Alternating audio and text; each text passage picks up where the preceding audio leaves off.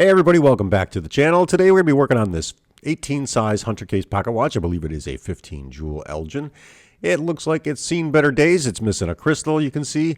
We've got some damage on the dial right here. We're going to work on that. There's not much I can do with that. I can fill it in with some dial repair putty to get that looking a little bit better, but the dial really needs to be cleaned, and we're going to give that a good ultrasonic bath and see if we can get most of these little fractures to disappear and get all that dirt off of it. This Hunter case is in pretty good shape. There's a little bit of brassing on it, but not much. The watch does wind well, and it does set. It is a lever set, so we're going to pull that lever out here and take a good look at that. And you can see it sets good. Now, first thing I need to do when I start working on a watch like this is to pop off the bezel, start taking the watch apart. The bezel is usually a good place to start. This is a presentation watch. Looks like we have a nice old vintage picture in there, and this was a gift from a mom and a dad to their son, apparently. It is, I can't read the name on that, but you can see it in the picture. Next thing I do is open up the back, take a look, and make sure that the balance staff is in good shape. You can see the balance staff is good, but the watch is pretty dirty. And that's just from years of sitting around not being run. And before I go any further, what I want to do is remove the balance completely out of the watch. So we'll take the whole balance wheel, balance cock assembly, and just put that in our parts tray.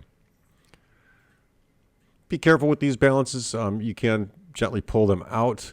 If they are cleaned and loose, you'll see that it'll just lift right up. In this case, the old oil had kind of dried and allowed the balance to kind of stick to the jewels.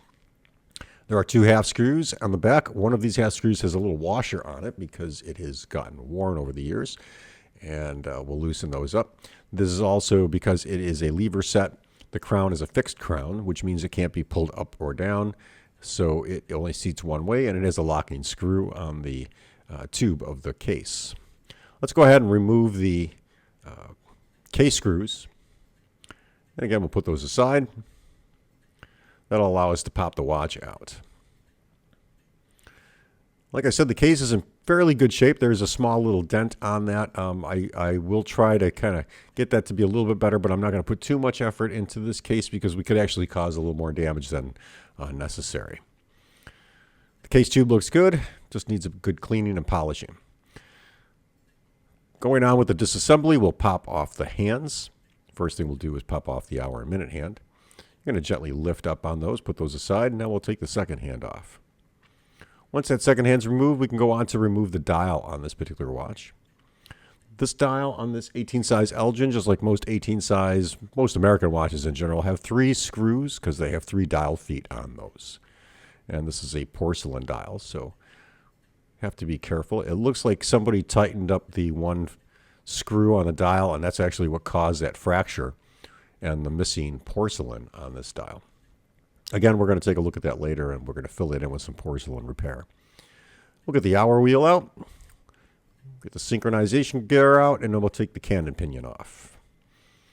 That will allow us to flip the watch over and start removing the rest of it. Before we do that, we've got the 2 dust rings. These are little tabs that go around halfway around the watch to keep the dust out of the movement. Be careful with these. They bend easy, and they can actually become damaged if you're not careful with those. This little hole here is where we would put a little poker in there to release the mainspring power, which I'm going to do now since it has a little bit of a wind to it. And once we do that, we can actually safely remove the mainspring barrel, and we'll take the bridge off of the barrel. This is the barrel bridge. It's held in with 2 screws. We'll take those 2 screws and put them in a part. I like to keep everything in the parts tray, and I sort all the parts by basically what they are and where they go in the watch. Just helps me for reassembly. This barrel, you can see, was already opened. It has a couple little issues. It's a little worn. We're going to go back and take a look at that. Here's the little click. That's the click spring and the click. We're going to put that in parts tray. Now we'll go ahead and take out that last case screw. And now these 2 screws are actually the 2 screws that hold the full plate in place. We'll remove those 2 screws. Put those aside in the parts tray. And that'll allow us to take the the plate off the back of the watch.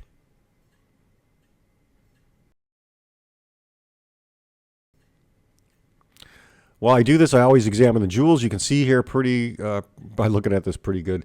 That's very, very dirty. So I'm going to go ahead and remove the balance jewels out of the balance cock and the full plate. I forgot to record my process of removing those, but I've covered those in other videos before. And once we get those disassembled and moved out, we'll work on the barrel. This is the mainspring barrel. This is the motor of the watch. We've got the winding gear there for the barrel. And now we can open up the cover for the barrel and just take a look at that mainspring.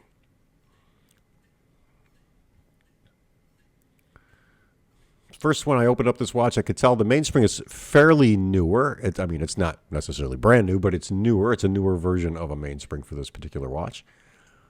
It is in good shape. It is very dry. So while there's no wear or rust on the watch or the mainspring, we're going to go ahead and pull that out, and I'll take the arbor out. We'll put that aside, and now we're going to gently remove the mainspring from the mainspring barrel.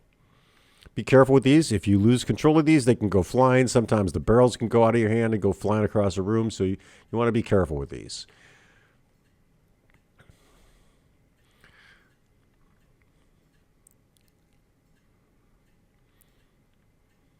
We'll give this a bath in some mineral spirits, and then we'll give it a good ultrasonic cleaning. Once that's done and all the parts now have been cleaned, I can reassemble the mainspring back into the barrel, and we can start working on the rest of the watch. Again, I did forget to press the record while I was taking some of these parts out and putting them back on, but there they are, and this is the lever set system. We'll show you how that works as we assemble it. Here's the mainspring back in the barrel. And what I'm going to do now is, once I've got the arbor back in, we can put the cover back on correctly. This particular spring has a 1/2 of a T on the barrel, and it goes on that cap section there, which kind of locks it in place. Now we're getting into the winding gears. Again, this works with the lever system. These winding gears will go onto the watch in a specific order. And I encourage you, if you're going to do this on your own, to just take pictures of all the parts before you take them off so you can see and hopefully remember how they go back on.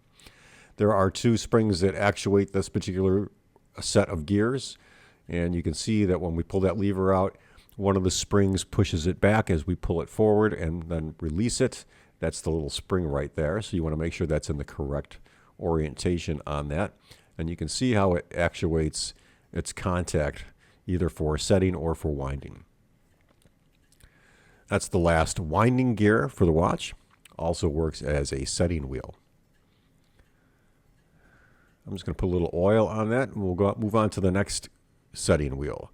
This larger setting wheel is integrated into the winding system for allowing you to set the time of the watch. Once we get those gears in place, there's that bridge that covers those. We'll put those on. There's 1 screw that holds that particular piece in place. Remember, when you're tightening down the screws for pocket watches, you don't want to tighten them too tight. You want to make sure they're tight, but you don't want to over tighten them. These screws are old and they can be brittle sometimes and will break easy, even newer screws on newer watches. Okay, so now that we've got the winding and setting system back in position, we can get the clutch back on the watch. The clutch is that little gear that goes right there. It actuates with the crown of the watch, the crown and stem. This is the cap that holds the clutch system in place. I apologize for the focus.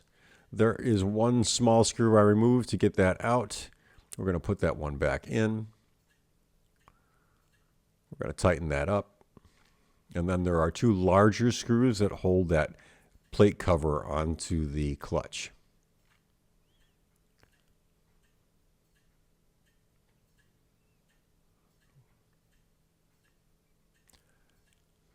There is the first of those 2 larger screws.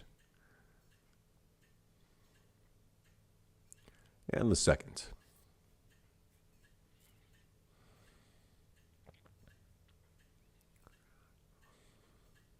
Sometimes when you're cleaning an older watch like this particular watch must have been sitting for quite some time.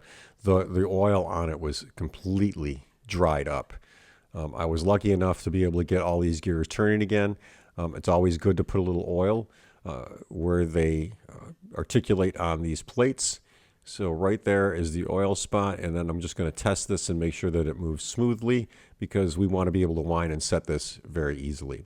So here's the cap jewel for the lower balance and the hole jewel for the lower balance. It is the exact same for the balance cock when you take these off. They not the same jewels, but they are set the same way. We're going to put the hole jewel in first, then we'll get that cap jewel in place. You can see there's two small indentations on the cap jewel which line up with the screw holes that hold this plate, these two pieces down and tight onto the frame of the bridge. There's the first of those two small screws. They are very tiny, so be careful when handling them. You can lose them pretty easy. Get the second screw in there. Now the first screw is not tightened all the way. I like to make sure that they're a little bit loose so that the cap jewel will kind of seat itself in position. And once that's done, I'll tighten both screws all the way down.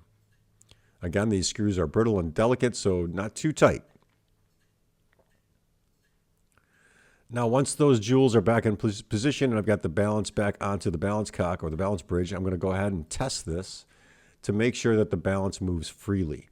So what I like to do in a watch like this, I can actually assemble the balance cock on top of that bridge, tighten it down, and then test the balance so that it moves freely. And if there's any friction on that, I can go back and clean those jewels again. Because sometimes, no matter how hard you clean those, you can always have some residual dried up oil that kind of gets stuck on the jewels. Here you can see the jewels are nice and clean.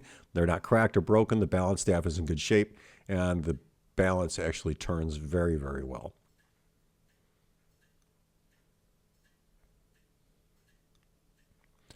From this point, I'm going to remove the bridge because we're going to assemble the watch without the bridge in place. And then we'll put that balance bridge back on when we're ready to run and test the watch. Be careful with this. You want to be very delicate. You can see how easy that just picks up once it's cleaned and oiled.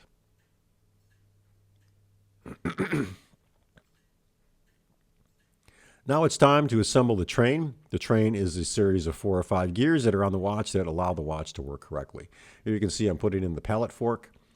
The second is the escapement wheel. The main wheel, obviously, I put in first. Now you can assemble these any way you want. It just happened to be how I assembled this watch. There's the third wheel, which has the second hand pinion on it. And then the second wheel, or the drive wheel, which is going to drive that train from the power of the mainspring barrel. The tricky part with a full bridge pocket watch, whether it's an 18 size or a smaller full plate watch, is getting these lined up correctly. This is how I do it. So I've got the bridge with all the gears on it, and what I'm doing is taking the frame of the watch, or the main frame of the watch, and I'm going to lower it on top of that plate with the gears in position. And it's a little tricky. Now the tallest gear in this whole system is the main gear, or the big one, and that's going to go on first. What I'm trying to do is just kind of eyeball and make sure that it goes into the center hole of the frame. From there, the next tallest gear on that is going to be the third wheel, or the second hand pinion that pokes through. And what I'm going to do now is take a small pair of tweezers, and I'm just going to wiggle that into place until everything seats in. Now, sometimes you get lucky and it all seats in very easily, which is kind of what happened with me here. It just plopped into place and all the gears seated correctly right into the jewels, which left me with a relatively easy assembly. In other situations, you could actually spend 10, 15 minutes trying to get these gears lined up. It's just how you go about doing it and how careful you are. It should make it quite easy. Since this is not held together with screws, I'm kind of holding it with my fingers here. And now what I have to do is get those 2 bridge screws on that full plate. First thing I'm going to do is just double check my gears are seated correctly. I'll flip it over, holding it tight together, and I will start assembling with the screws to hold that bridge down and the gears sandwiched in place.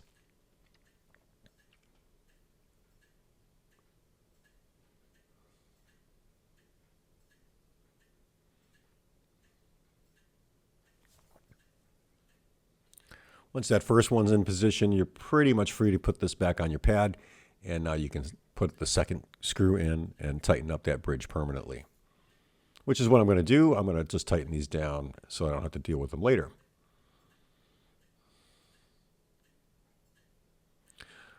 That little post there is for the click, and we're going to put the click back on so that it articulates with the click spring. And that little click is actually what makes the wind or the clicking noise when you wind a pocket watch. It's different for all watches, but there's always a click on it. The click actually locks the mainspring in its current wound position. And it has a slip side to it. So when you turn it one way, you'll hear a click, click, click, click, click.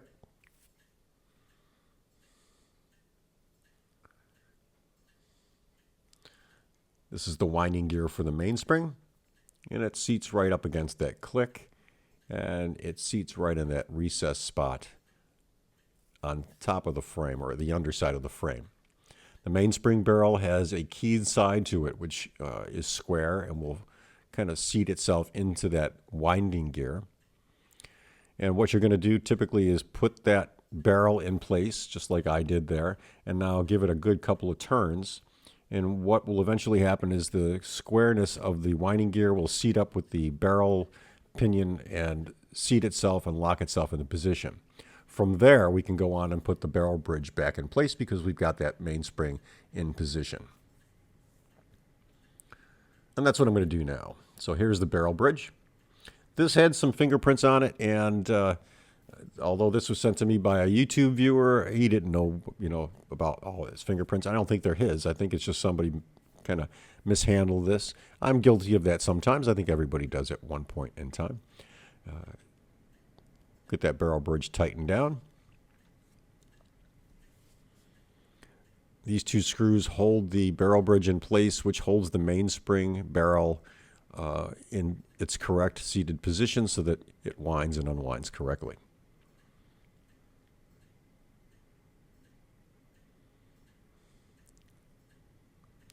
Again, I'm going to test it. I'm going to give this a couple winds and make sure that it winds correctly.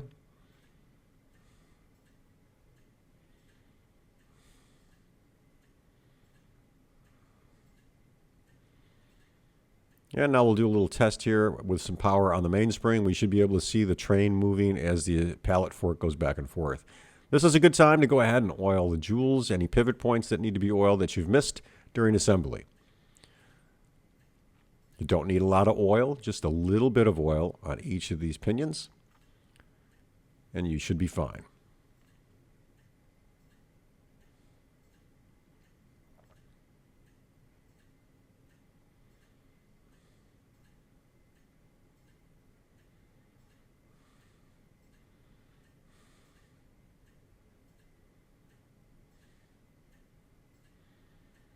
Okay, so now it's time to put the balance back on the watch.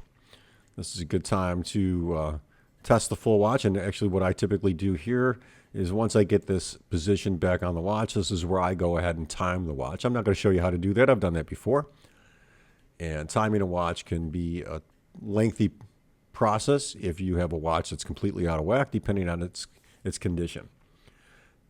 Most times, if the balance staff is seated correctly on the balance and the bridge is fine and it has a little bit of play on it, your balance will take off.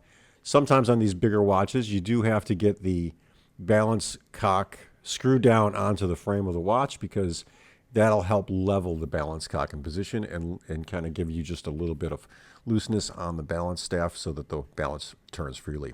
This is the cannon pinion. It does fit tightly onto this post, and you do want it to fit tightly on that post. This is the synchronization wheel, and then we'll put the hour wheel back on the watch. Once the gears are seated correctly, we can go ahead and start the process of working on the dial. So I'm going to go ahead and time that watch now. I've actually already done that. While the watch is timing on the timing system, I'm going to go ahead and fix this dial. I've cleaned the dial. You can see I've gotten most of the debris out, and most of the cracks are kind of invisible.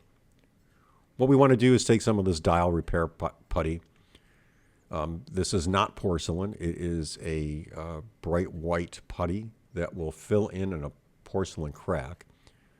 And you want to put enough putty into those large divots on the dial to fill those in as much as possible. And this melts at about 120 to 140 degrees. So I use a little candle for this sometimes with these older watches. You can use a heat gun. You don't want to get the dials too hot because you don't want to burn any of the material or loosen any of the parts on the dial. These dials are typically soft soldered.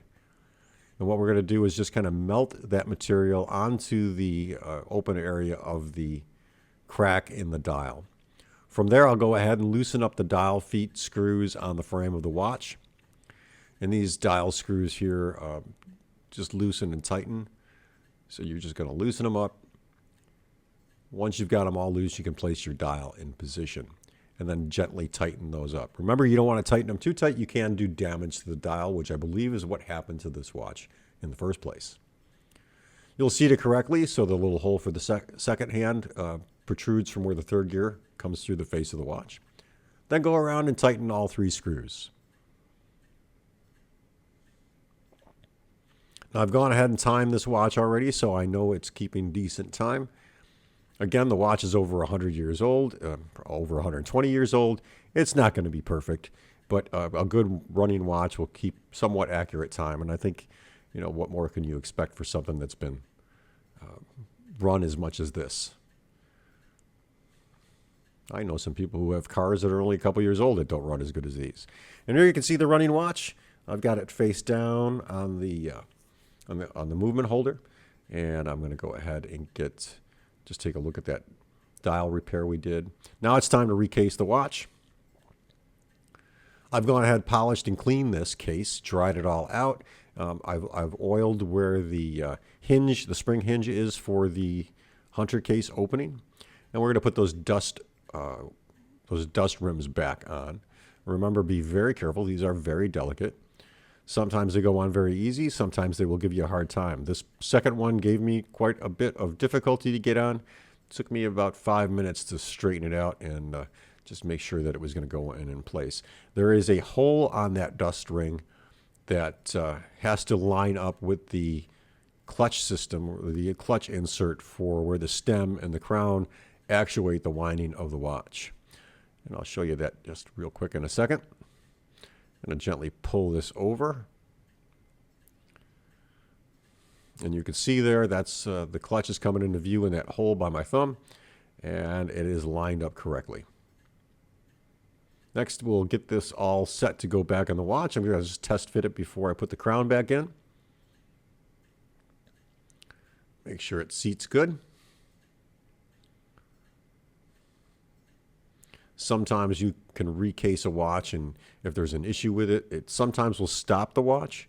The watch will run fine out of the case, but you always want to make sure that it runs good while it's in the case. So while I'm holding that movement in, I'm going to get this crown back in and tighten down that little screw that holds the crown in place. And we'll get the 2 screws, the case screws, back in the watch to hold it onto the frame of the case. Remember, these are half screws. One side of this is already worn out. Looks like over time somebody's just kind of reamed out the part of the case that would hold it. And there's a little washer that they're using there. I don't know if you can see it. I'll zoom in. And then we're going to tighten that side up. Those 2 screws will hold the watch firmly inside the frame of the case so that it doesn't rattle or bounce around or become loose. And now I'm going to go ahead and test the winding. And I'll also test the setting, make sure that the hour and minute hands, the can and pinion and the hour wheel are turning. Now it's time to put the hands on. I typically start with the hour hand, just the way I am. I just start with the hour hand, get it in place. We don't have to worry about whether it's a 24-hour watch or a 12-hour watch because there's no date on these watches. We're just going to get it in place, and then I'm going to set this for, someplace. Typically I'll do 9 o'clock or 3 o'clock. Once I get the hour hand pointing to that, I can put the minute hand on and make any adjustments depending on how many minutes have passed since I've done that. And then we'll tighten up that minute hand. From there, I can go on to the second hand. If you need to make any adjustments to the hands, this is a good time to test them. If you have to bend the tips a little bit or adjust the hands, if you're setting or fitting new hands, you might want to make some of those changes. Once that's done and everything sets well, we'll go on and put the second hand on. With that done, you can see I've got the dial somewhat fixed. It's a lot better than it was. The watch is running. It's keeping very good time. And we have to cover the other issue, which was we lost the crystal. We didn't have a crystal for this watch. Well, I got a good stock of crystals, so I did find one that fit. And I've gone ahead and set that into the bezel of the watch. And now we're just going to put that bezel onto the frame of the case. When I have a lever set watch, I like to pull the lever out when I add the bevels, just because we don't want to get that lever stuck behind the bezel. This way I can go back and make any changes to time, set the time up, put that in, and there is our watch. She's looking a whole lot better than she did when she came to me. I think the customer who wanted to have this repaired is going to be very happy. The watch is keeping very good time, and I appreciate the opportunity to go ahead and service this for them. Guys, thanks for watching. I hope you enjoyed this video. If you did, please give it a thumbs up and go ahead and share it if you think anybody else would be interested. If you're not a subscriber, please consider subscribing to my channel for more helpful videos like this one, as well as jewelry design and 3D printing stuff. Thanks a lot and have a great day.